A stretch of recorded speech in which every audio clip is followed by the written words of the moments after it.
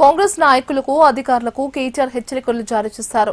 పరకాలలో SIR ప్రక్రియపై బీఎల్ఏలకు దిశానిర్దేశం చేశారు. బీఆర్ఎస్ కార్యకర్తలను వేధిస్తే ఇకపై ఊరుకునేది లేదని తేల్చి చెప్పారు. మరో 2 ఏళ్లలో మళ్లీ బీఆర్ఎస్ ప్రభుత్వం ఏర్పాటు అవుతుందని, తాను కేసీఆర్ అంత మంచివాడిని కాదని, ఎప్పుడు ఎక్కడ ఎలా మాట్లాడాలో తనకు బాగా తెలుసునని, కార్యకర్తలను వేధించినా ఏ ఒక్కరిని వదిలిపెట్టబోమన్నారు.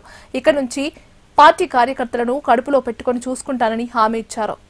మళ్ళీ ఏమన్నట్టే నా అహంకారం, ముఖ్యమంత్రిని తిడతావా, నువ్వు ముఖ్యమంత్రి లెక్క మాట్లాడితే నేను కూడా మంచిగా మాట్లాడతా, నువ్వు కేసీఆర్ను పట్టుకొని నువ్వు సావాలే, నీ ఆనవాళ్ళు లేకుండా చేస్తా అంటే మరి అయ్య కొడుకును నాకుండదా రేషం?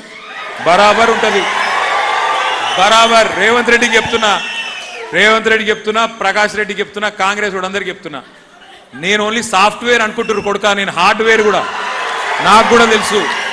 ఎప్పుడు మాట్లాడాలో, ఎప్పుడు ఏం చేయాలో, ఎప్పుడు గేరు మార్చాలో మాకు తెలుసు. పక్కా చెప్తున్నా, మీ అందరికి మాటిస్తున్నా, పోయిన 10 ఏళ్ళ తిరగనైతే బీఆర్ఎస్ ఉండదు. నేను కేసీఆర్ సార్ అంత మంచోని కాదు. ఒక్కొక్క కాంగ్రెస్ వానికి సినిమా చూపెట్టే బాధ్యత నేను తీసుకుంటా. మిమ్మల్ని సతాయించిన ఇడిసిపెట్ట, పారిపోయినా సప్త సముద్రాల అవతల పోయి దాక్కున్నా ఇడిసిపెట్ట, వదిలిపెట్ట. మిమ్మల్ని సతాయిస్తున్న కాంగ్రెస్ వాళ్ళు, మిమ్మల్ని సతాయిస్తున్న అధికారులు, వాళ్ళకొకటే చెప్తున్నా, 2 ఏళ్లలో తిరిగి గులాబీ జెండా ఎగురుతుంది, కేసీఆర్ ముఖ్యమంత్రి అవుతాడు. ఒళ్ళు దగ్గర